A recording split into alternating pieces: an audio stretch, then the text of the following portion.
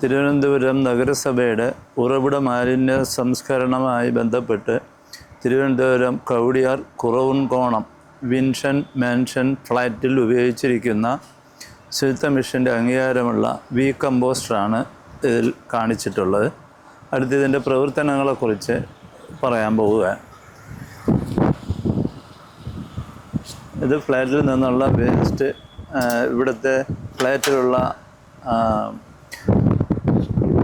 Staff collect ചെയ്ത് ഈ ബോക്സിനകത്ത് കൊണ്ടുവയ്ക്കും.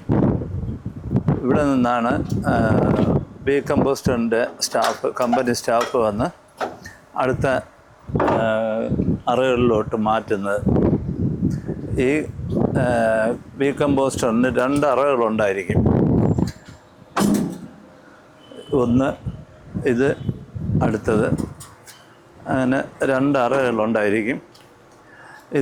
ഇതിപ്പോൾ വളമായ ആഹാരാവശിഷ്ടമാണ് കാണുന്നത്. ആദ്യം ഇതിനകത്ത് ഫുഡ് വേസ്റ്റ്, ഇനാക്കുലം, ചകിരിച്ചോറ് അല്ലെങ്കിൽ മരപ്പൊടിയായിരിക്കും. കാർഷിക സർവകലാശാലയുടെ ബാക്ടീരിയ ഉണ്ടായിരിക്കും. അത് നമ്മൾ ഇതിനകത്ത് അപ്ലൈ ചെയ്യുന്നു. 1 കിലോയ്ക്ക് 1 ഗ്രാം എന്ന രീതിയിലാണ് ഇതിനകത്ത് അപ്ലൈ ചെയ്യുന്നത്. 20 ദിവസത്തെ വേസ്റ്റാണ് ഇതിനകത്ത് കാണുന്നത്. ഇത് 20 ദിവസം ഈ വേസ്റ്റ് ഇട്ടതിന് ശേഷം ക്ലോസ് ചെയ്യുന്നു.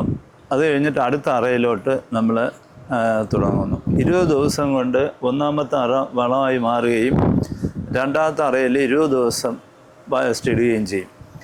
ഒന്ന് ക്ലീൻ ചെയ്യുന്ന സമയത്ത് അടുത്തത്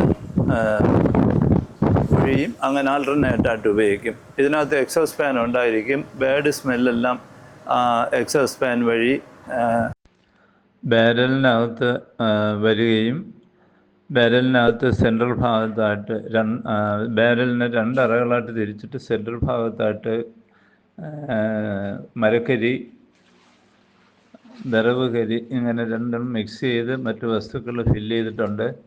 അടിയിലത്തെ ഗ്യാപ്പിലാണ് ബാഡ് സ്മെല്ല് വരുന്നത്. അത് വന്ന് മുകളിലത്തെ അറയിൽ വന്നിട്ട് അന്തരീക്ഷത്തിലുള്ള വായുവായിട്ട് മിക്സ് ചെയ്ത് അകത്തോട്ട് വീണ്ടും അറയിലോട്ട് കടത്തിവിടുന്നതാണ് ആ രീതി. ഒരു കാരണവശാലും സ്മെല്ല് പുറത്ത് വരുന്നില്ല.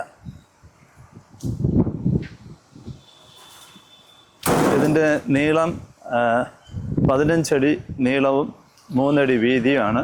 2 അടി പൊക്കമാണ് ഇതിന് കൊടുത്തിട്ടുള്ളത്.